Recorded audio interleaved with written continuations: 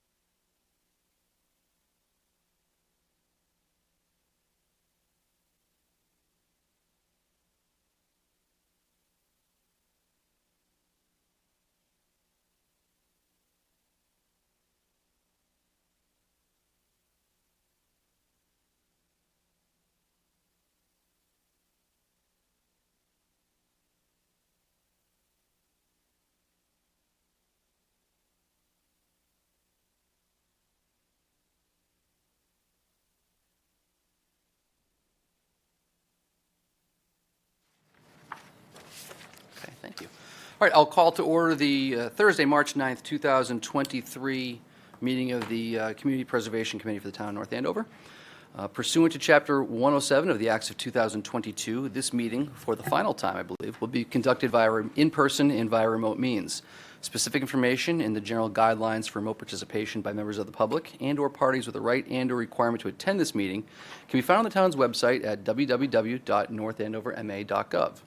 For this meeting, members of the public who wish to watch the meeting may do so on their televisions by tuning to Comcast Channel 8, Verizon Channel 26, or online at www.northandovercam.org. Every effort will be made to ensure that the public can adequately access the proceedings in real time via technological means. In the event that we are unable to do so, despite best efforts, we'll post on the town website an audio or video recording, transcript, or other comprehensive record of proceedings as soon as possible after the meeting. If the public would like to participate in the meeting, please email your questions or comments prior to or during the meeting to cpcemails@northandoverma.gov. The question or comment will be provided to the committee before the meeting or read during the proceedings if received during or shortly before the meeting. Thank you.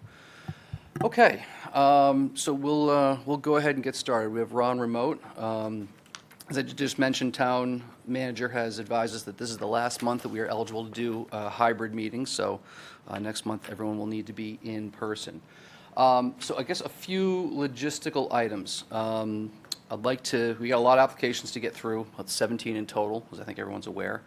I would like to, if we could, kind of take them in order. We're going to go through our presentation to the Select Board and Finance Committee at the same time as we kind of go through and kind of capture those discussion points as part of that report, voted on as one comprehensive. We'll vote individually on items, but we'll be able to go back and look afterwards at the entire report.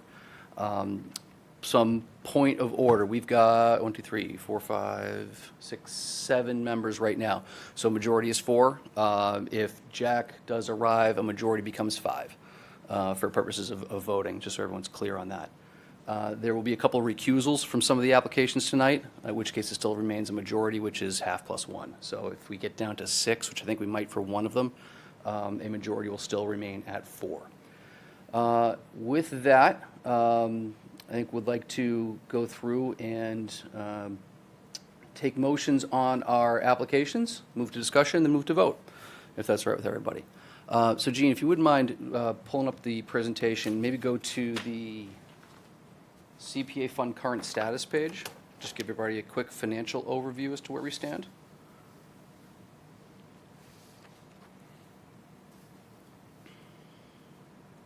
You can keep going, yeah.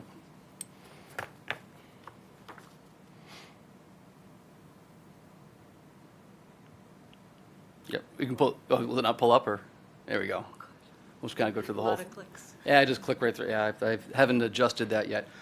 So these numbers I confirmed with Lynn today. The current fund balance is just over $15 million. We have another $9.5 million in encumbrances, leaving us a balance of about $5.8 million.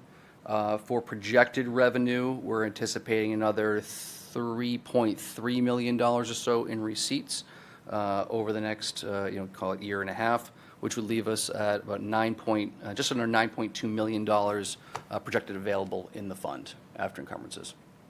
A lot of money. I did back of the envelope, we came up with about the same answer, so. It's good to know my HP still works. That's good. So that recommended appropriation you see, you would see highlighted on there is just last year's placeholder. So since we don't know exactly what we're going to be recommending tonight, but we certainly have more than enough. Gene, if you want to flip to the next slide. So we've got, in the 17 applications, including the administrative reserve we typically hold, we're looking at just over $2.7 million in projected funds, in projected applications, if we were to approve everything tonight. So with that, I wouldn't mind running through these in order if we can. If we can hold on that screen, Gene, that'd be fantastic. First one up, Phase 2 of lake access. This is this is Mr. Kelly's application, continuation from last year. Can I get a motion? Motion to approve Phase 2 lake access proposal by Ted Kelly. Second. All right. Any discussion? Okay. I think we'll put it to a vote. Bill? Yay. Tim? Yes. Rick? Yes. John? Ron? Yes. And I'm a yes as well. Let's keep that pace up, folks, shall we? All right. I need to recuse myself from the next 4 applications on this. So, Bill, I'll hand the gavel to you to take over as chair and run through these. If you want to change seats or if you just want this, you can. And I believe Ron will be recusing himself from the library stairs. So just Okay. the meeting. Okay. The next application is Sutton Pond Preservation, the applicant Black Realty Trust and Recreation in the amount of $184,000. Do we have any discussion? Yeah, I mean, I hate to rain on any application, but I don't think this one is ripe. I think there's a lot of questions. It's not clear what it's for, how much it's eventually going to cost, and whether the town should be running it, not a private individual who's going to be the beneficiary of it. So I think it may end up being a good idea, but I don't think it's ripe yet, so I'm not in favor of it. Is there any way, from an administrative perspective, because that's really what you're talking about, is you like the idea, you're just having difficulty with the administration, some of the details behind it, the legalities of the thing? Well, I mean, I think it's partly legal, but it's partly, I don't think the idea's been fleshed out. I mean, over the years, I've seen projects and proposals come forward in the first iteration, they weren't crisp enough, and take it back to the drawing board and come back next year with more town engagement, because I don't think the town is completely on board with yet, and I think we have to get aligned, because this is going to be something that has heavy participation from the town, so. Yeah, I think, I guess my hang-up is the fact of the engineering being done now, but in terms of where the town is with relation to a rail trail, we could be looking at 5 to 10 years before it ever comes down. So that's, I mean, I'm certainly in favor of saving the pond, but I share a similar concern with John that the timing. I'm in favor of this proposal because it does start the engineering process and doing the homework ahead of time relative to the water, relative to the sediments, to all the, and addressing the dam. And either we're going to be doing it now or the town's going to be doing it later in some fashion or other. And also, too, to me, this is a phase of a connecting kind of situation where, you know, we're at the tail end over here. The town someday, 5, 10 years out, will come together with the rest of the trail. But this actually does fit into the master plan of the town. And I don't think there's any disagreement. I think everyone's got the spirit of it. I'm in full agreement with that. I guess But- again, my concern is the timing versus when the town is gonna be ready, if it even moves forward to that point. You never know, this may be abandoned for a long period of time. And I just struggle with paying for the engineering up front right now. Obviously, I wanna see the pond preserved, but I struggle with whether it's right for the town right now. So I'll tell you my thoughts on it is, I want to see the thing preserved for sure, and I wish it came that way and not connected to the engineering that we're going to use in the future, because I'm not sure the engineering we do today is going to be able to be used in the future. Engineering studies normally don't stay, they're not good that long. And if we're not ready to move on the project, and we're not even close to ready to move on the project, I'm not sure we're going to be able to use any of this engineering going forward. And that's one of my biggest concerns right now. But if the proposal came through, do we want to save the water and help them with the dam? I could see some merits in that. But hooked to the rail trail, it just doesn't make sense to me. We want to have a motion, or do we Well, want? then I will make a motion to recommend unfavorable action and not fund this project, the Sutton Pond Reservation.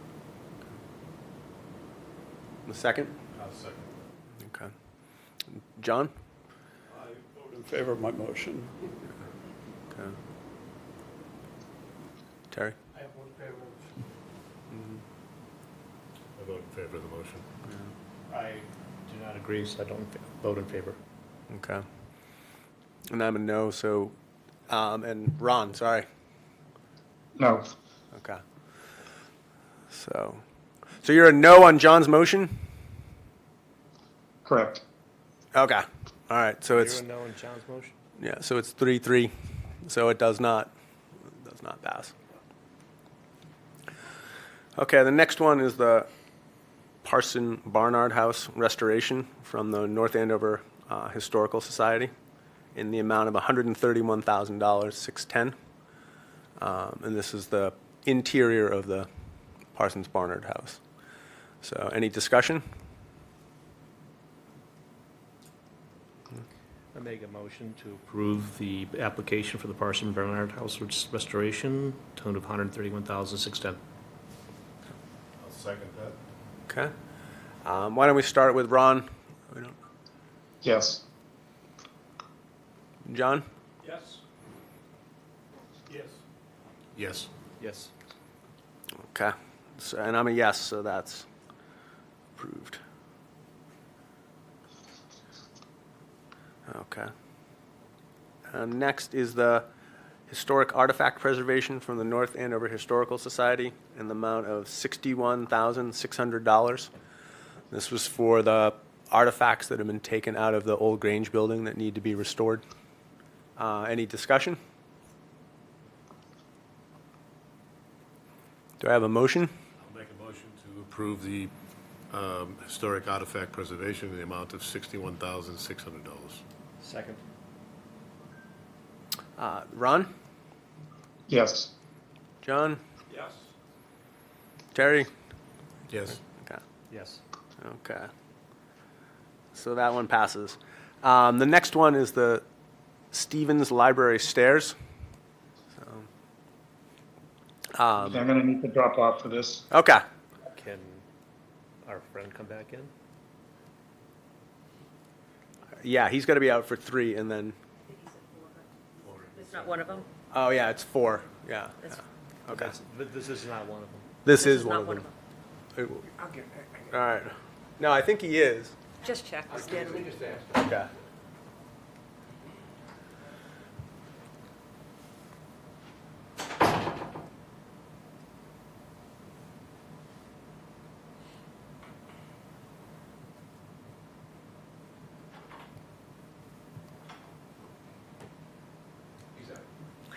Okay.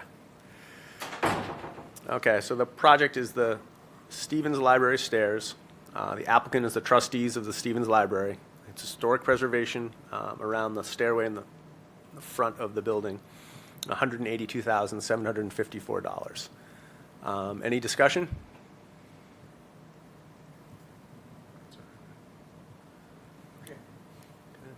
Do we have a motion?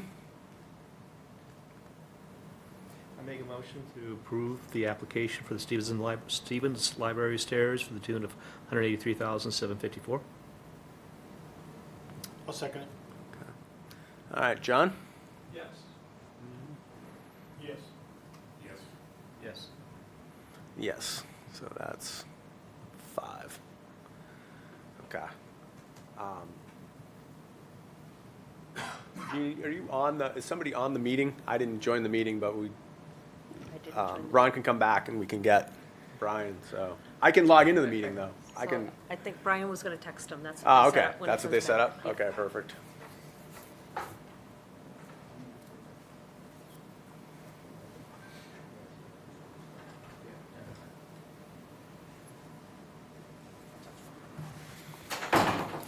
Okay. You're welcome to continue. All right, we'll give Ron a second to join back in, so.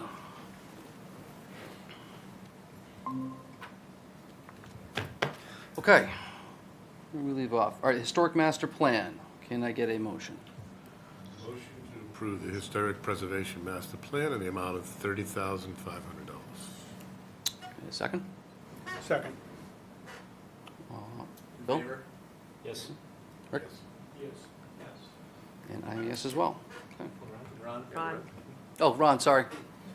Yes. Sorry. Okay. Stevens Coolidge Ballroom Mural. Can I get a motion? Is that a historic? Well, I wanted to ask, just make a comment, can Yeah. we have discussion first? Because I don't think it's the same as the David Neal painting, but there are some similarities. Okay.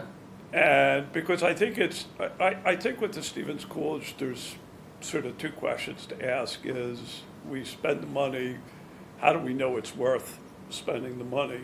You know, is the value of the thing commensurate with the amount of money we're spending? And the second part of it is there going to be any direct benefit to the town? Terry, I know you've raised that issue many times. I mean, So why don't I think we'll take them separately between the two. I think the questions are certainly fair, but let's kind of take them independent of each other if we could. Is anyone from the trustees here tonight? No. Oh, Oh, excellent, I'm sorry, I okay. didn't see it. So with regards to, let me see if we can we get a motion on the mural first, and we'll move it to discussion and amend as according? Okay. Motion to approve the mural and the restoration of the mural at the Stevens Coolidge Estate for the amount of $59,600. Second. And seconded. Okay, now let's open up for discussion. So we did, after our last meeting, have a number of requests regarding increased public access to the property and what some of those givebacks may be. As a result of this, I know we've got some concerns regarding it being an interior item, right? So I had sent an email to the trustees asking for a handful of things that I think, Terry, you had some conversations with the school department and the youth center, saying, here are a few of our asks, what are you prepared to offer? So I don't know if you're able to speak to it tonight, sir. Absolutely, please, yeah. I think that email should be in the meeting packet, Gene, correct? It's okay if it's not, but you can introduce yourself, yeah. Yep, so I'm Jared Bowers, I'm the property director at Stevens Coolidge, and I believe we received an email that you'd sent to Bob Murray, who is in charge of our application. Yes. So I just wanted to touch base on the 3 points that they're made in there. One was having a dedicated program just for school groups to come showcase the inside of the house, and that's something we'd already been working on. We're just about to hire a new education coordinator with that sole purpose of reaching out to local schools to do that. We've already started conversations with Franklin School, and we're looking at others as a way to try and create that. We've got outdoor curriculums that we've been running with school groups for years based on ecology and horticulture, but now we're focusing on the interior of the house, especially as we get the second floor open where the ballroom is. The second point was having administrators, school administrators come and use this space for meeting, which we're very open to do. We hosted a group of administrators from the high school last year, and we'd be happy to do that specifically in this space as well. And the last one was welcoming the North Andover Youth Center for different events that we've got, which we would love to keep doing. We do that every major event that we have. We've got good contacts with Rick Gorman, who our engagement manager works with over there, to invite the youth groups in for both like our signature events like Winter Lights that we've done and Spring Bloom Fest that we do. But we'd certainly welcome them back for something like this as well. So we're definitely trying to be proactive and reach out to the community. This is not something we'd want to do in isolation and sit up there, but and bring the community in. So. Okay. Conversation with Rick and the school department to go a little further than we've already done in the past. Absolutely. It's like, it's not just something we're hoping to do, but unequivocally we're planning to do and make it part of our mandate, full stop. Yeah. Yeah. And we're happy to continue to demonstrate that to you guys in any way you'd see fit as well. Okay. Yeah. I don't know how we memorialize that necessarily in a grant agreement other than having the commitment publicly, but John, I think you probably have some other concerns. No, I mean, I think it's a good discussion, and I'm generally comfortable with it. I mean, I think we should frame, maybe it's a statement of intent in the grant agreement, but there's got to be something that we can hang our hat on, so down the road we see that. And, I mean, ultimately, it's more just the back and forth in the engagement. Once you get it going, it'll probably get better. But I think, I think the thing is, there's, and again, I don't have the longevity of Stevens Court, but I hear people say that back in the day, you could go into the property, walk around, and it's not as welcoming today, and I think we want it to be welcoming. Sure, absolutely, yeah. I mean, we try to do a variety of things to welcome the community back in. Every month we have community days where it's free for all to come into the property, but on weekends and during some of our signature events, we do charge an admission to cover our operating. You've invested a lot in improving the property and the access and everything, and I think people get that, so. Sure, yeah. Okay. Thank you. Thank you, appreciate that. So, do we want to, Yeah, I mean, I don't know if you can speak about that, but we have another one in, I think fair's fair, and we have to treat everybody the same way, and as if we refurbish this thing, how do we know it's worth what we're spending on? Right. Is that an individual painting, or is it? Well, the other one is an individual painting. Oh, It's right, a little okay. bit different, but if you Gotcha. can give the context Yeah. and the reason why, we shouldn't be concerned to invest this much money in something, because it's obviously worth more than that. I think. Sure. Yeah, no, it's a very valid question. Yeah, absolutely. I don't know the full value of the mural. It goes the entire width of the ballroom walls upstairs, so it's quite a large mural. I don't know the actual value of it. I'd have to talk to our curator about that. But it was done in 1918, in addition to the one downstairs, and it's quite a piece of artwork. Well, obviously, I don't know the actual value. Sorry. All right. thank you. I mean, I'd like to I have a thought on that, and it'll, also come up with the Neil painting. It's not being sold, right? Where the value is it value of, it's almost intrinsic value, right? Of as being an item that is of historic significance and of value to the town, regardless of the dollar value that we put into it. That's my, I guess, and I have the same opinion of the Neil painting. If we think it's worthy of saving and worthy of keeping, I don't know that the price on it or the value on it is as relevant. That's my personal opinion on it. Well, I mean, there's obviously at some level some limits to that. Well, sure. I mean, no, we may look at it and say, okay, it's worth $60,000 for us to have this in good condition. It may not be worth $6 million for that, but regardless of what the actual appraised value of it is. I mean, one of the things that's a little bit different about this is it's intrinsic to the house. It's a feature of the house. The Neil painting is a little bit different because. So how do you even value it, right? I guess that's kind of my question, right? How do you put a dollar on it? In the case of the Neil thing, you value it is if similar sized Neil paintings are selling for $5,000 and you want to spend $50,000 to refurbish it, it begs the question of the economics. I mean, that's a fair thing. I mean, this it's This more, is different. It's different because it's architectural. I think there's a little bit I want to tease out of it. Yeah. Okay. Okay. Thank you. Thank you. So do we want to amend the motion regarding adding something regarding continued work with the town, or? Do we have have to have that in exact writing tonight, or? I don't think we have to. I think I think the intent is there and clear, and I think it would need to be in the grant agreement. So in order for it to be in the grant agreement, it's got to be in the town meeting warrant. So we should try and So come we with set up a something, at least a meeting framework with the tonight. three parties, the school, the youth center, and have a sit-down and just kind of put something down on paper and then bring it back to the board?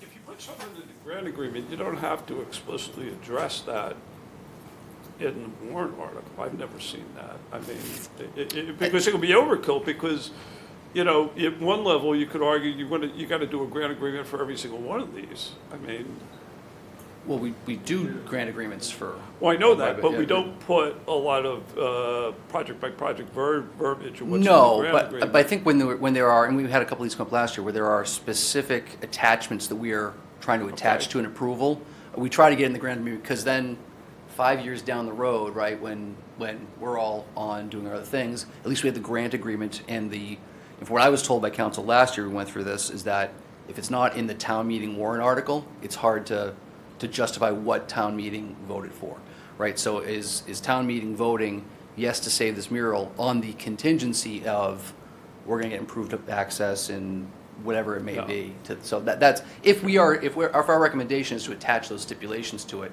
we should try and at least get some sort of language that can Okay, then be fair enough. crafted, is what I would say. So I think we do need to amend, just slightly. Yep. Okay. I moved to approve the application for the Stevens Coolidge ballroom mural, for the tune of $59,600, with the contingencies, or with the points being that there be those three items we were just talking about, for youth center, for education, and for other town community administrative matters, so to be written into the warrant. Second. Okay. Any further discussion on this? No? Okay, move to vote. Yes. Yes. Tim? Yes. Yes. John? Ron? Yes. And I'm a yes as well. All right, next up, Ridgewood Cemetery for the second burial ground. Can I get a motion? Motion to approve the funding of the application from the Ridgewood Cemetery Association for the second burial ground in an amount that I can't really read. $225. Sorry. No glasses. I'll second that. Okay, any discussion on this one?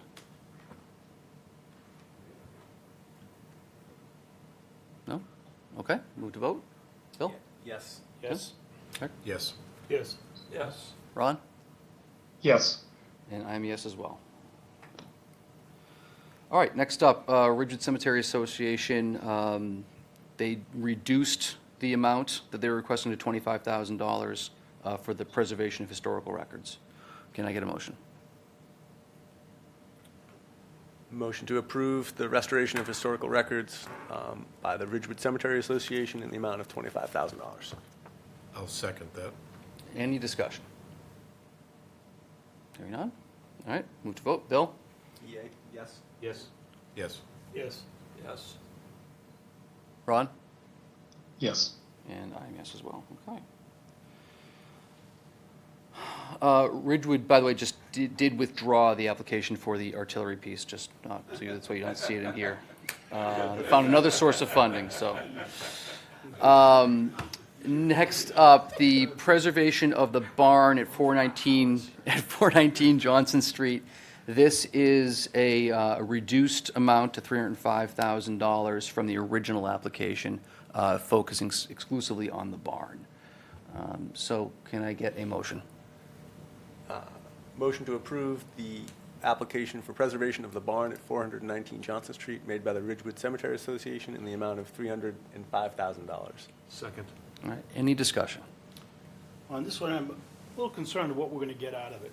You know, I don't think we can use, or it would be in our best interest to invest in any fields as suggested. We don't know how long they'll be there and the amount of money and Well- the access to parking. Yeah, I think the barn is what's in front of us, though. I mean, I think we just have to say, like, this is a barn, and we want to fund its preservation. And I think the other stuff could come down the road, but I don't think that's really what's. That's what was pulled out of the Yeah. application. And the Historic Society did offer a letter of support that the barn is of historic significance as required, so. Give them the money and have no access to anything. There is not access in the proposal Yeah. today, not a specific use. It is about preserving the structure. That's gonna, Question, do we want that? I don't know what we would do with it. Walk around and look at it? Yeah. You know, I mean, it's kind of like sort of the people's house logic, where we're paying the money for it, it belongs to us, so we should be able to see it. I mean, I don't know, Terry, if very many people would want to do that, but it, Kind of strange spot, too, that people wouldn't feel comfortable just going up there, I think. It's like a private Yeah. drive. Yeah.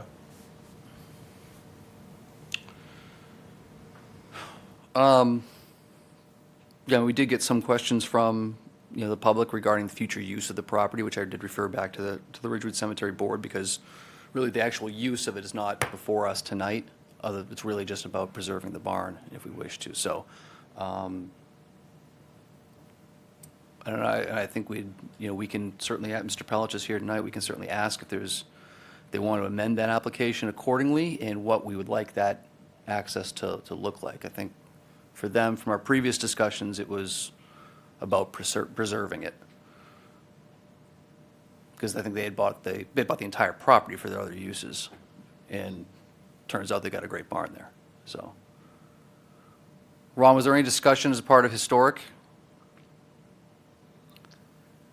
Discussions with regard to Regard- other than the historic value? Yeah, or I mean, I guess maybe if you could summarize for us a little bit the discussions, if any, that came up as a part of the historic discussion about this property. Yeah, well, there was both for this and for the Stevens Coolidge request, there was some discussion around, there were some people on the board that definitely had reservations about allocating money for property that's not owned by the town. But in the end, our responsibility was to decide whether the property was of historic significance or not, which the board agreed that it was. And on that particular item, it was unanimous on the board. Okay.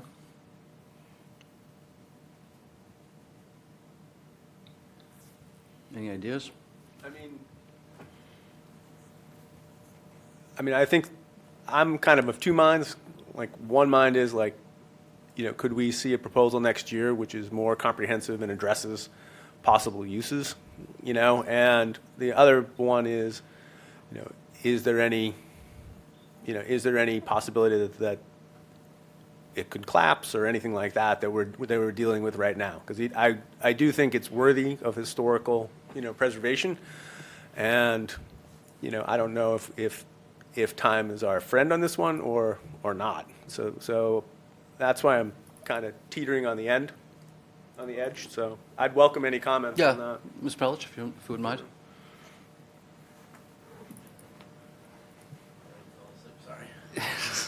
Joseph College, Ridgewood Cemetery. So as it relates to the barn structure, it is, we do have holes in the roof, and we would move to, if we were funded, we would immediately repair the roof and shore the structure up. It's actually in great shape, but for those issues, if that's one of the questions. So there was definitely a timeliness issue. What is the planned use of it once that roof is repaired? So great question, thank you for asking. So we as an organization are challenged with space, and ultimately our goal is to move kind of operations over to that barn and raise the existing structure that's on site at Ridgewood that's in essence falling down. It's in really, really tough shape. So that would do multiple things. One, it would clear that area off. It would give a pretty significant amount of additional burial space, and just operationally it would be better for us all around. And I think as it relates to private versus public and so on, obviously in this case, I think you could frame this one a bit different, given that this is our town's cemetery, although not owned directly by the town.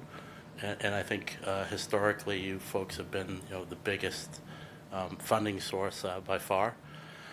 And I think this will ultimately save money for the town because we wouldn't come back to folks to try to build a structure at Ridgewood proper. And this, at that number, is far, far less than what it would cost us to build a new structure at Ridgewood itself. In addition to, we would lose that important, burial space. From a use standpoint, I hope that's many, many decades away. But for us, it's a great property because we foresee that house itself that's on the property. It's a really nice house. It would be great for our superintendent or future superintendent, make us more competitive about who we attract in the future. I hope Scott, the superintendent, never leaves. He's phenomenal. But perhaps at some point when he retires, that would be part of the pay package to let them in there. As far as encumbrances, I'm not sure how we would do that. At least at this stage. I mean, we have no thought process about selling it or changing it because it fits so perfectly within kind of our core mission.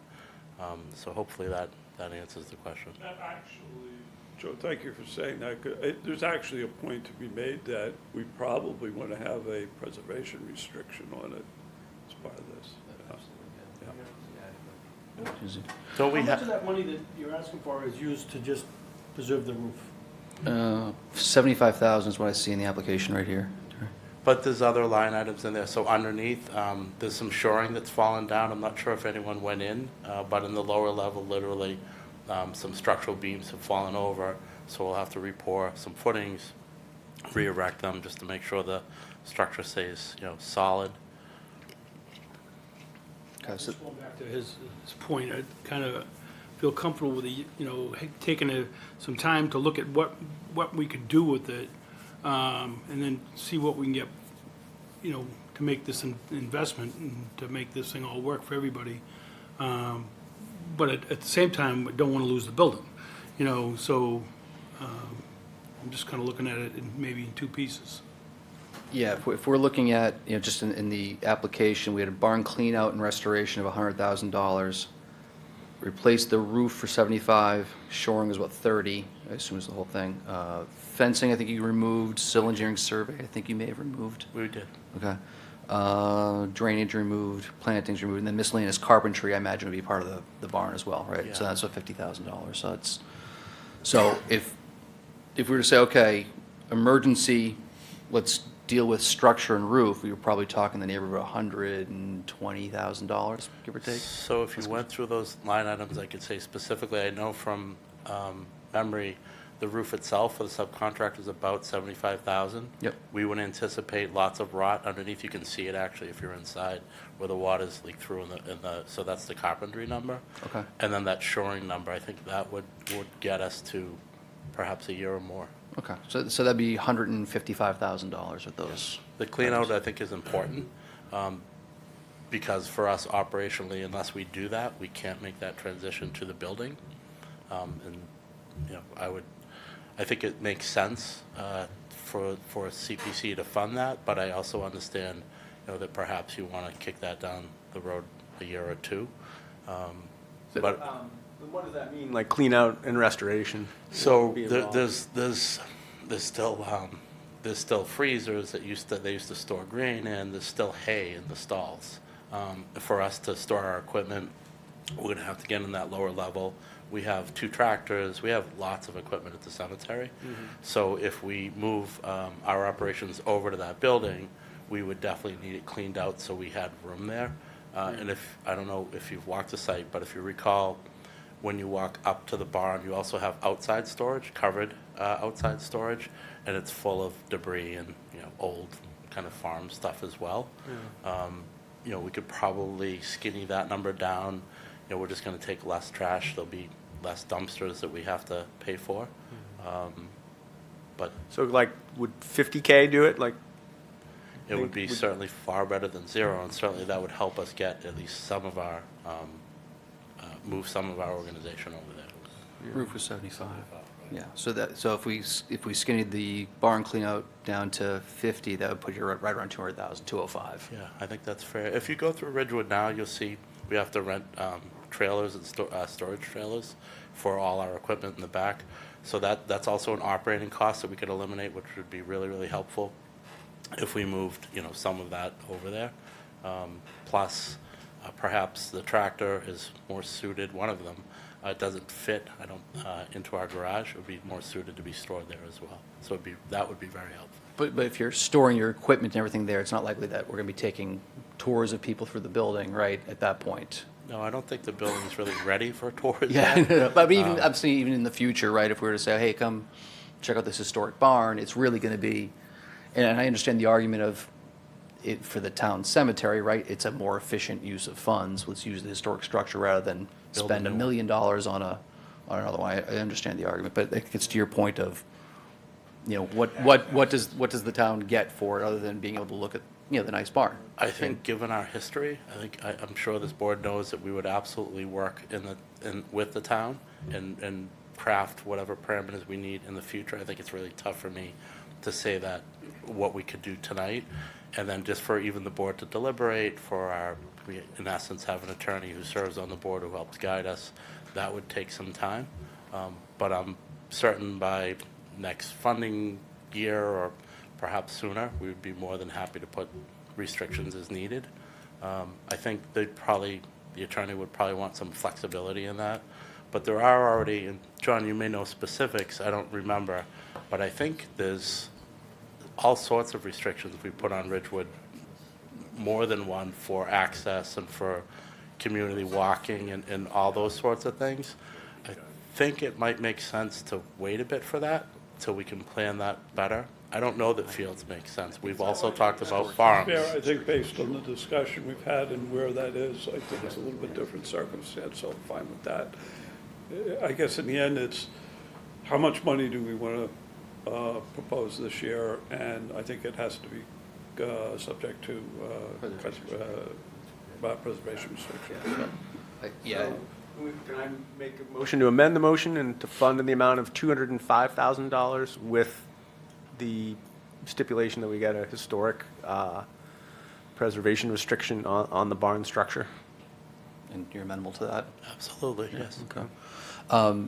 With the historic preservation restriction, that just precludes, it's going to preclude a demolition of it in the future, right? And then it would just put some restrictions on what they're able to do from an exterior, correct? Okay, all right, just want to make sure. Make sure you understand what you're limited to, so. Absolutely. I think it does more than that. If you look at the layout of the parcel, I think it in essence kind of de facto stops the subdivision in the future. We wouldn't be selling it anyway, but I think that helps kind of get the town to where they would want to be with that parcel. Okay. Need a second on that? Yeah. Please. I'll second. All right, any other further discussion on this one? Okay, thank you, Mr. Pelish. Thank you very much.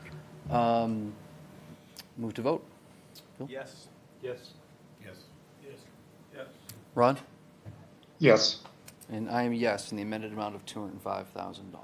Okay. The last of our Ridgewood Cemetery applications is for the restoration of the boundary wall in the southeast portion of the cemetery in the amount of $275,000.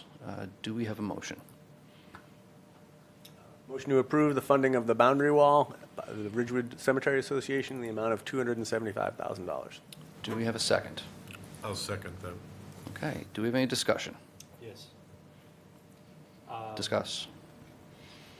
I did a field tour a couple of times now Okay. of the area. One day I went specifically to the area where the restoration of the stone wall was to take place. And if you go to the southwest section, not the tank, go back. Go back one, Gene. Go to the properties, that one there, and go to the movie, if there is one. Doesn't matter. Oh, the southwest, including stone wall with movie. That one actually is interesting because it shows to a part where, to the right of where the stone wall is going to be, what other barriers are there. against the adjoining property. And then in particular, this is a huge barrier. And then in the background, you can actually see, zoom in a little bit, where that stone wall cuts in. And it's not a restoration, it's really going to be a new wall. I mean, there's some stones there now. The other thing I noted was that there seems to be an awkward section there of all these stones with a material storage there. And I'm not sure which side of the stone walls that material is on. If you go to, let's see if I get another one here for you. Nope.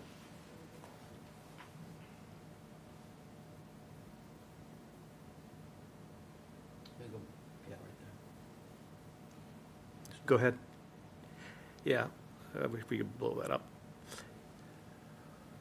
Oop. Keep going. So we have classic kind of rocks. In fact, it's not even the kind of boundary rocks you'd see demarcating different plots of land we have throughout North Andover, throughout the country, so to speak.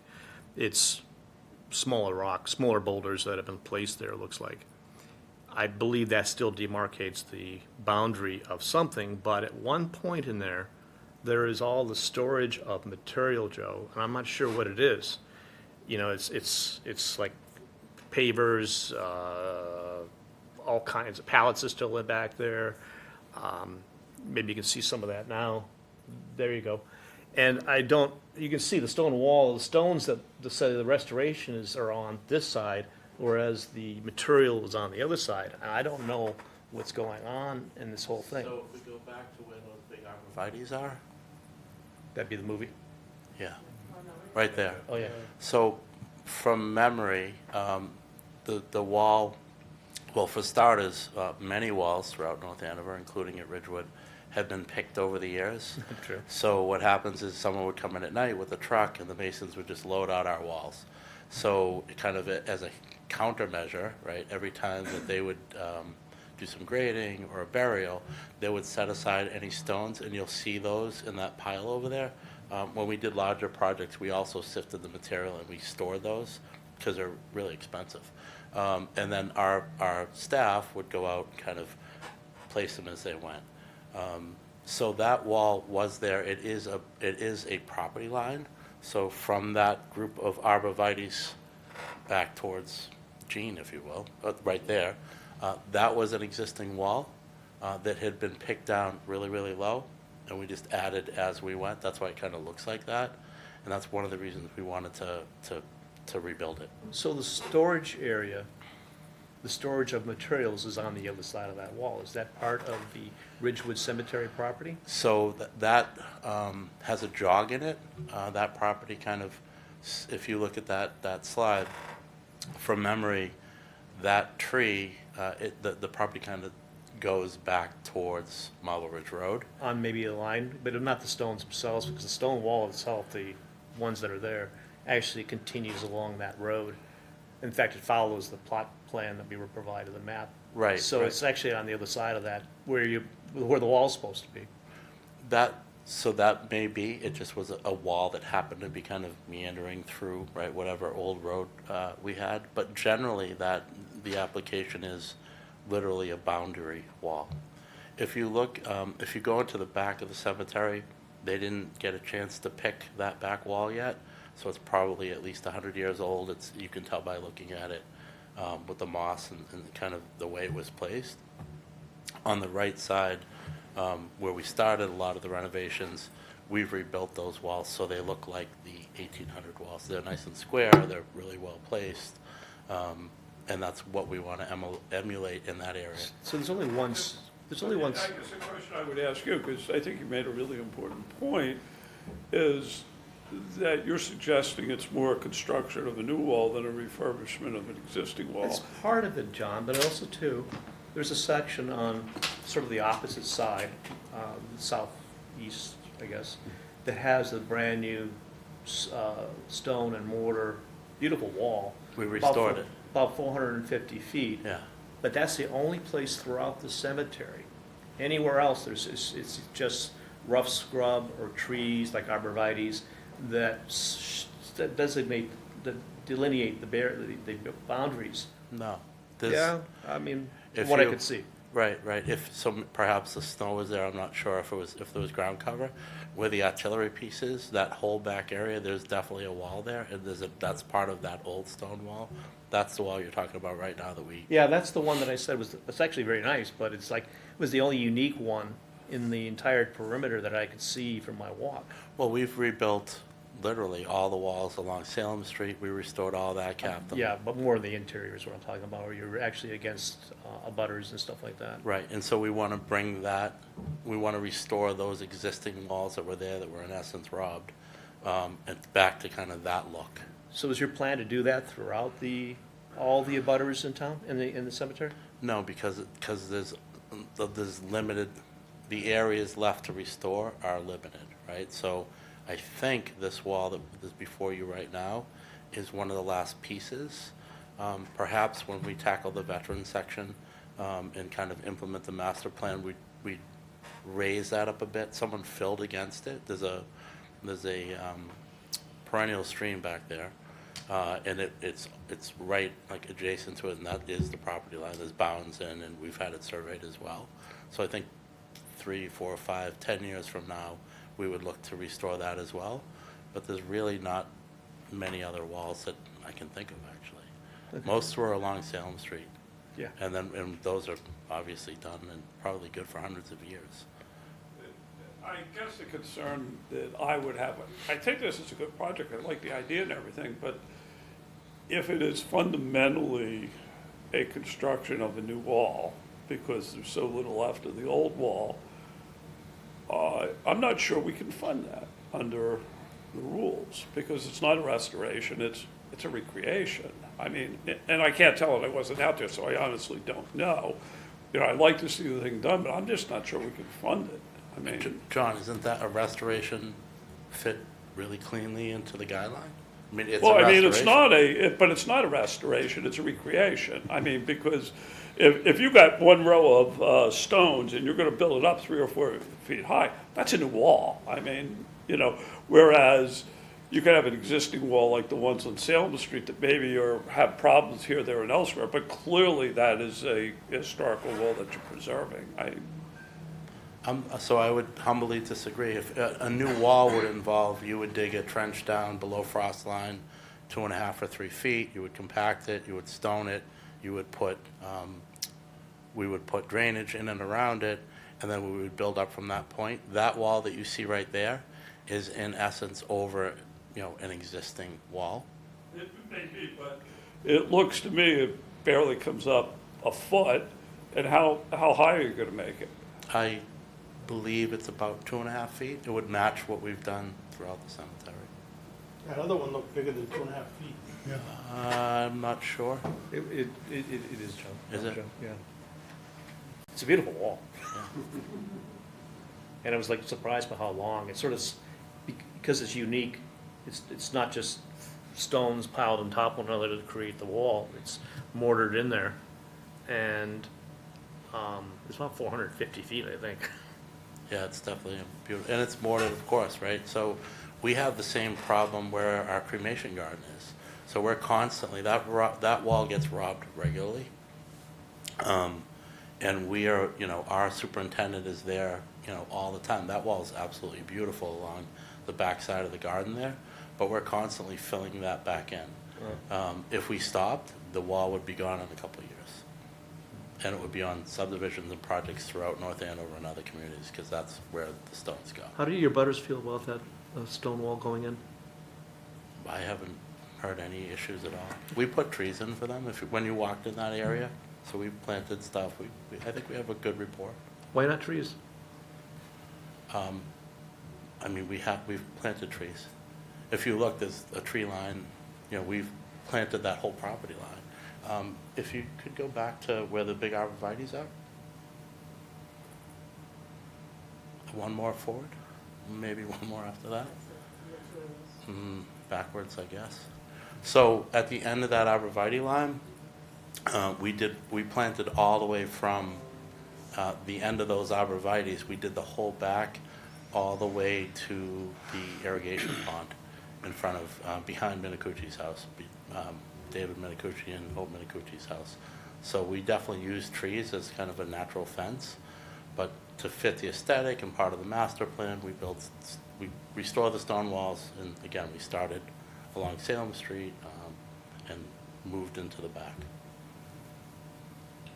So I guess you're kind of building on John's point just a bit, and I think you referenced this in the construction of these walls. That's the picture I'm looking at right now. So you wouldn't be putting new footings and crushed stone, so you're able to build right on top of the existing foundation of an old wall? Yes. Okay. You know, are there sections that perhaps are taken all the way down, you'd have to excavate flat, perhaps? Yeah. I mean, we had to do that on Salem Street. We had to do that on Highland Ave, which is when you pull in on the in through the front gates and look to the left where the cobbles are. You know, those walls are beautiful. Those walls had to get repaired as well. Let me ask, do you know if any pictures exist of the wall that was here at one point? I have no idea. Yeah, I know, and I recognize it's a tough ask to put you on the spot, but I'm just wondering if that helps us towards understanding that this is a restoration, even if it's been nubbled down to the bottom. Is there, something there to say, okay, we're going to restore it to what it was, rather than recreate? I don't know. Didn't we have Small X come, they wanted to do the walls too, and We turned them down. I think circumstances were a little bit different, but there actually is some similarity to Yeah. this. Yeah, Other ones are, yeah. yeah. That is an existing, those stones do represent an existing boundary for the property. I mean, they were there, and to your point there, instead of grave robbers, you got stone robbers, so. Which I never knew was a thing, yeah. All right, do we have any other further questions for Mr. Pelich on this? yeah, no, other than just how they look, they don't mean anything to the property though, right? It's just, It's so an they look aesthetic. nice, yeah. Yeah, yeah. But I think it keeps the theme. I mean, that's the theme. One of the complaints we get from some folks is, why can't the new portion of the cemetery look like the old portion? And hopefully that would be, another kind of piece. In the future, we certainly are talking about, adding loom and kind of trying to do what we did in the front portion. We've explored our operating costs. Our water bill is astronomical. So we've also explored other things where if we can source water through wells or otherwise through the irrigation pond, we have distribution of water pretty well laid out. We have engineered plans for the future, and we would be able to emulate the rear of the cemetery and make it similar to the front. But for the stones, we're also working on that as well. We're trying to get rid of that kind of all look the same look that happened in probably the 1950s till recently, and allow people or encourage people even to come to our board and get approval for different stones. How do you stop the stone robbing? I don't think you'd, mortar, it's really hard. And once the stone's mortared, you'd have to spend time to chip it off to reuse it. So that's one of the reasons we didn't do a drywall. But, I mean, I don't know, Tara will know, remember when Forest Street, Salem Street, before it was all built, literally there were beautiful walls throughout, North Andover, and they're gone. They're on Castlemere at the entrance, other places around town.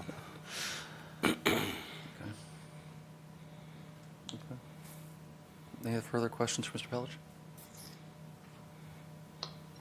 All right, thank you. All right, are we prepared to vote?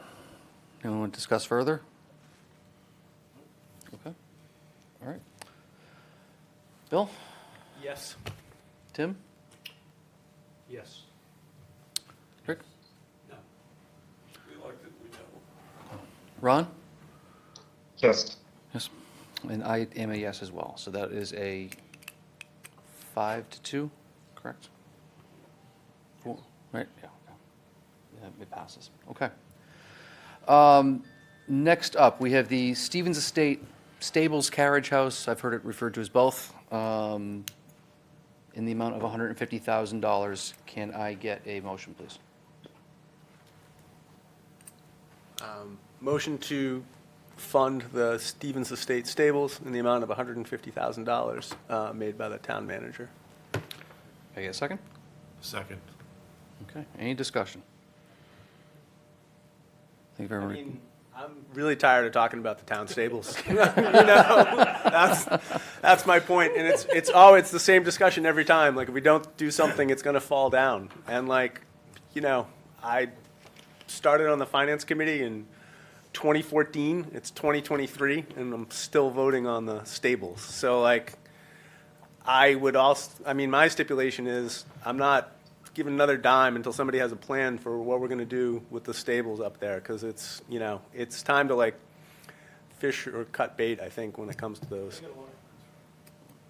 Yeah. Yeah. Yeah, I think this does, if I recall from the discussion, fall in the emergency category, and maybe you've had prior emergencies Yeah. prior to me, but yeah, this is buying time to figure it out, or a little more time. Yeah. So, all right, any further discussion? Okay, and move to vote. Bill? Yes. Tim? Yes. Rick? Yes. Terry? Yes. John? Yes. Ron? Yes. And I am a yes as well. Okay, the David Neal painting in the amount of $50,000. Can I get a motion? Motion to improve the restoration of the David Neal painting at the Stevens Estate made by the Town manager. town manager in the amount of $50,000. Second. Okay, any discussion? John? I mean, I'll reiterate the point that I made before, is that the painting is clearly not worth anything close to 50,000. So we're spending 50,000. Now, I know the argument is, well, it's part of the town heritage and so forth. But I think there's two differences compared to the other one. One is that this is you could pick it up and move it. If you really wanted to, you could go buy a painting from the same painter and put it in the place of the other thing. A second point I would say is, how come the person running the facility isn't putting any skin in the game? They're going to ostensibly benefit from this. But, the third piece is, really, what is the historical significance other than it was in that building? But there's a lot of things in that building that we're not necessarily preserving, and there's nothing, I think, that we're preserving at such a large cost for a relatively small value. So I just don't see it. Why you would spend 50,000 to fix something that's only worth 10,000? Okay. The last meeting, we asked if we could get somebody who had some value on it. Did anybody get anything? No. We do not have an appraisal yet, no. Well, Uh, I have talked to a couple of people who have, know something about that stuff and have Googled it and said the stuff's not anywhere close to 50,000. Yeah. Yeah, so, and again, my point, to reiterate my discussion from earlier, if we decide that it is of value to us, and this is what it costs to restore it, then we choose to restore it. I understand your point of, if we want, nice artwork by the author, we could buy it for less and put it up and discard this. I do understand that point. I think the attachment to the estate is, I think it has some significance. Ron, did Historic weigh in on this? No, this didn't come before the Okay. Historic Commission. Okay. There's a lot of artifacts in that house, and this is the only one we're going to spend money on. What's special about it other than it has a nice frame? It's not exactly dogs playing poker, right? It's just. I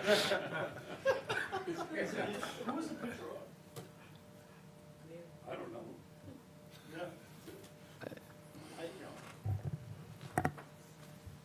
I don't know.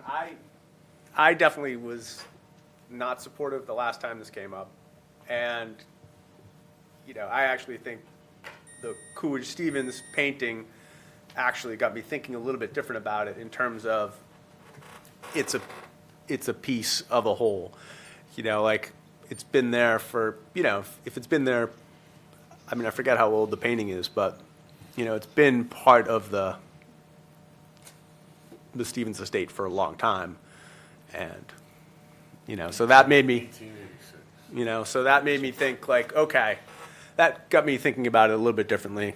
My calculus changed a little bit to say, it is sort of, a major artwork in a prominent position in the Stevens estate. So I have sort of come around a little bit on it. I'm not, I still think that a more fulsome package to support it would be great. I think, but I also know that,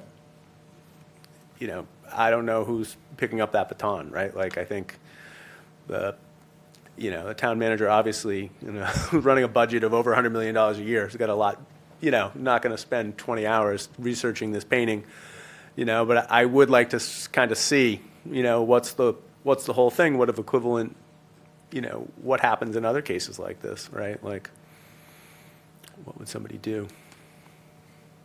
I mean, you are right that clearly nobody looked at this. It was just, okay, we had this thing lingering. I mean, and I mean, no slight to Laurie, but she was just asked to pick it up with no Right. context. So it feels to me there isn't any new independent thought put into it this time around. So, I mean, again, maybe it is worth holding it over. I have also heard that the price that we got was the guy that they got's the best guy, but he's far more expensive than other very capable people doing this sort of thing. So, That was the only bid we got. Right. Correct. So maybe, I think, collectively, I think I could get comfortable with saying, like, my sentiment is, like, I think let's do have a little bit more homework on it and try to get, some value out of it in a longer term plan, right? Like, really understand what it is and the historic significance. I mean, even if the only thing you could do is get, like, hey, this is, a lesson we could do in North Andover High School about this painting and what it tells us about the time and the Stevens estate and whatnot, right? Like, at least that would be something sort of useful. I feel like in this case we're solving a problem, right? It's almost like it's a wall that's unpainted, and they're saying, like, just throw some paint up on the wall. We got one bid, and let's take care of it, and if it is historic, then it's worth the time to, really search around for the value. maybe hold it over and even make it a I'm saying project. holding over, Yeah. like, don't fund it This one's year. not in danger of collapse, No. like Kathy. Yeah. Yeah. Okay. All right, so I guess we have the motion on the tables to approve, so we will take a vote. No. No. No. No. No. Ron? No. No, I'm no as well. Okay. Okay, motion does not pass. Next up, we have the Affordable Housing Trust grant. They're asking for the 10% allocation, which is to remind everyone, the 10% of the the allotted funds, the minimum that we have to meet for this year. It is the only affordable housing application we have this year, so we will have to, if we don't fund the full 10%, we'll have to set the balance of whatever we don't fund to the Affordable Housing Trust in reserve. So, sorry, I ventured into discussion there. Can I get a motion? Motion to approve the funding of the Affordable Housing Trust made by the Affordable Housing Trust in the amount of $200,000. Or in $200,000 or the 10% threshold? The 200,000 was, I put in there as a placeholder, should be clear on that, so. Okay, so to the 10% threshold. Okay, Second. second. All right, now, any discussion? Yeah, the only comment I would make is that I think we should convey the message that if we approve this, we're doing it this year because of the circumstances, and that they're not going to automatically get 10% every year. I wouldn't want that. Yeah. I think it's perfectly reasonable. Yeah, and nothing precluding the committee next year from doing the same thing, if they so choose, if there's no other affordable housing or for whatever reason, so. Yeah, I think what stuck out for me with this is that we are really the only source of funds for the Affordable Housing Trust. I mean, I know the inclusionary zoning bylaw does it, but there haven't been any applications yet this year, correct, that would even fund that, or they've never received funding through that yet, so. And it does offer them the flexibility that we don't have as a committee. So, that being said, move to a vote. Yes. Yes. Rick? Yes. Terry? Yes. John? Yes. Ron? Yes. And I'm yes as well. All right. Next up, we do have the acquisition of 0 Bradford Street. And point of order on the agenda, I did hold for us the opportunity to go into executive session if we feel we need to. I think we've discussed enough of this already in the executive session. If folks are ready to vote on that, it would really just be for the purposes of any kind of negotiation. But if we're going to simply vote up and down, then there's probably no need to move to executive session for that. Okay. Can I get a motion? Motion to approve the acquisition of 0 Bradford Street by the town manager and Essex Greenbelt for open space in the amount of $515,000. I'll second that. Okay. Is there any discussion on this? Okay. Yes. Yes. Yes. Yes. Yes. Ron? Ron? Yes. And I'm yes. Okay. And our last application of the evening, the Trinitarian Church submitted an application in the amount of $195,867 for the reimbursement for the restoration of their sanctuary ceiling. This is one we did not discuss. I think it has a number of issues, but I would like to get a motion on the table so we can discuss it and make a vote. Motion to deny. We have a motion to deny the application for $195,000. Second. We have it seconded, okay. Any discussion on this? Okay, I'll offer a little bit of discussion on this. I think there are three components to this particular application that we should be considering as a part of our discussion for this.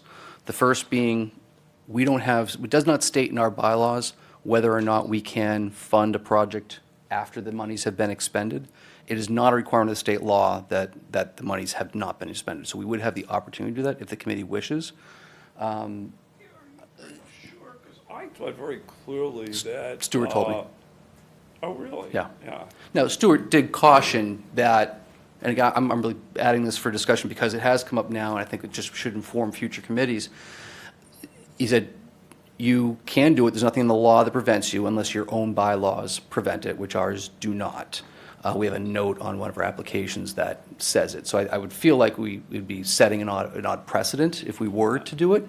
But I do think that there are circumstances such as this. We'll set aside some of the other challenges with this particular application where if we would have funded it in a normal cycle, but the state of emergency would have prevented us from being able to wait for town meeting, I think that's something that is worthy of consideration. But and also the argument that Stuart made to me was, would you want to stand before your legislative body and say, okay, we're going to give money to someone who was able to raise enough money to handle the project on their own? In the instance of this particular application, they fundraised and took out a loan. And from my conversation with Mr. Pickles, had they not done it, they likely would have had to sell the church. So that was I guess the first issue that I think we don't need to make any decision on that part of it tonight, but something that the committee should be aware of for future discussions. And secondly, it was an interior restoration, which I know we've had a lot of challenges with. And the third thing, which I think is really problematic, is obviously the anti-aid amendment, considering the application we had from St. Paul's not more than a couple of years ago, which this would fall squarely within. So just to opine on those things, the motion is on the table to deny. Any further discussion? No, I mean, I think that might be a worthy thing for us to do as a committee is to provide some further clarification about what we won't fund and what we will fund when it comes to houses of worship, because I think it'd be helpful, because we know we have a lot, and we have a declining, church attendance across the country, and we're going to continue to get these, and I think it'd be good to be able to have sort of a consistent philosophy that, passes the test, right? And so we can go out proactively and say, these are the types of projects that we'll say, and that will help, It's a very narrow band. That's what I was going Yeah. to say, it's, I mean, because we tried really hard on St. Paul's and we couldn't make it work. Right. It was, the standards were so high that, I mean, my concern would be that you set expectations for people that you can do it when it's hard not to. And I mean, you know, it pains you because you'd like to do something, but you just can't, I mean, under the law. Yeah, I spent a lot of time reading on the law on this, and it's just, it is so, and it actually, it doesn't just apply to religious, it applies to private organizations as well. If you're aiding the private organization or the religious order, that's the anti-aid amendment. There's like a three-part test that has to pass, and it's threading a needle. Given the, I think it was the 2018 Acton decision, which reversed a decision that they had made. So I do think it's really, really difficult in that sense. Because it really, in essence, any money to those organizations can be viewed as aiding that organization with very limited, exceptions, so. Okay. All right, any further discussion? All right, move to vote. The motion is to deny. Yes. Yes. Yes. Yes. Ron? Yes. And I'm yes as well. Okay. All right, and lastly, we have administrative dollars in the amount of $50,000, which we typically fund. Can I get a motion on that? Motion to approve the administrative funds in the amount of $50,000. Second. All those in favor? Yes. Yes. Yes. Yes. Yes. Yes. Ron? Yes. I'll call that unanimous, okay. All right, let me do some math here, folks. See what we've got for our revised allocation. Only the real smart ones have. I figured you'd have a big adding machine.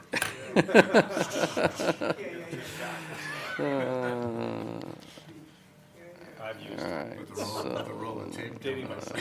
I'm dating myself. minus, Yeah, I was going to say, Tim, you remember the old comptometer machines? Absolutely. The company we worked with, they had a comptrometer, they did inventory, that's exactly how they did it. That's what I remember when I was in public accounting, that was what they gave the rookies to put these numbers. all right, and from understanding it, Tim Black's one did not pass, correct, 3-3? Okay. All right, we have a revised allocation this year in the amount of $2,197,864.00. Okay.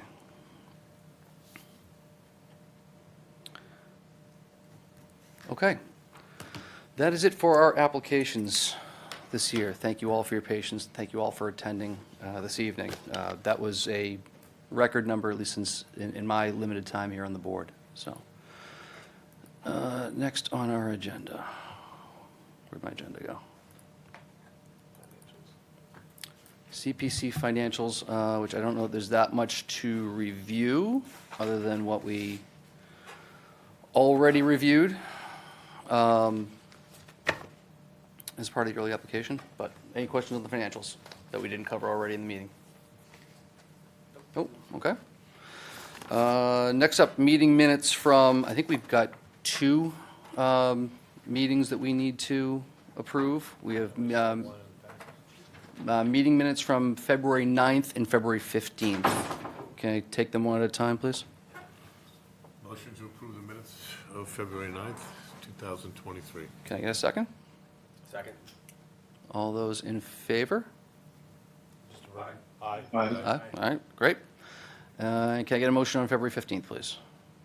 Motion to approve the minutes of February 15th as written and printed in the record. All those in favor? Aye. Aye. And they are both unanimous. Okay, excellent. All right, I guess before we move on to the next one, just kind of a point of order on our applications. So we've been, I think, following along here. I've got a lengthy PowerPoint presentation which I assembled consistent with previous years. And one of the things I want to talk about is how we present this. So our next presentation is to the Select Board on Monday, Monday the 13th. We do not have a date for FinCom yet. I think they've had some scheduling snafus. So in this presentation, Gene, do you still have it pulled up or no? Yes, it's in the same one, yeah. just so everyone can see what we're talking about here.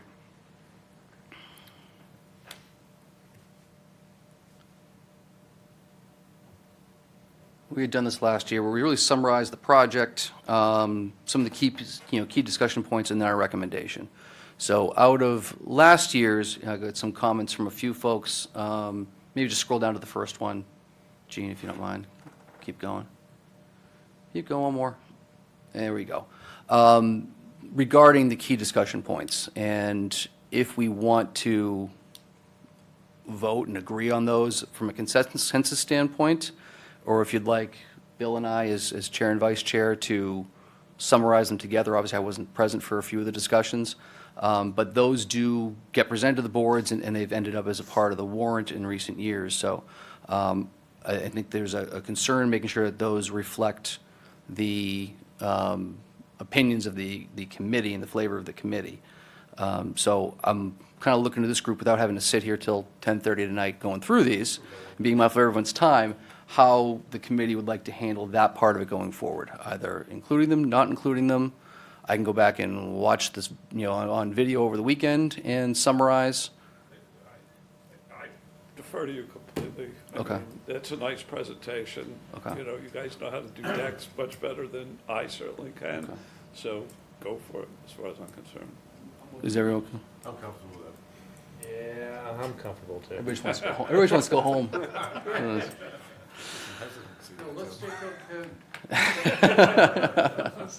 No one enjoys being in town hall more than Stan. All right, so next on the agenda, you'll see transition of the chair position. So what that means is, for those of you who aren't aware, I'm a candidate for elected office currently, and I am running unopposed, so I will be elected at the end of this month and sworn in at the end of this month, so which means I will. There could be. I have not yet secured my wife's vote. Yes. That's caring for select board. Yeah, I see that now. Yeah, I have the job. So I will not be a member of the board, going forward. So just wanted to make sure that everyone was aware of that this is my last meeting. Bill and I will, as chair and vice chair, present to the select board and FinCom. But following April, I think the way our bylaws read, at the next meeting, you'll have to have an election for vice chair, and then you re-elect again next year with a new appointee from the select board. So just want to make sure that everyone was aware of that, because I don't think it's been discussed publicly, but this will be my last meeting. And it's been a great 5 years, 6 years, so appreciate it for everybody. That's it. Thank you. Thank you. Can we? Yeah, now I'm going to have a lot of fun, yeah. Make your last motion on your. I guess so. All right, so I will make the motion to adjourn. Can I get a second? Second. All those in favor? Aye. Thank you, Ron. Enjoy the weather.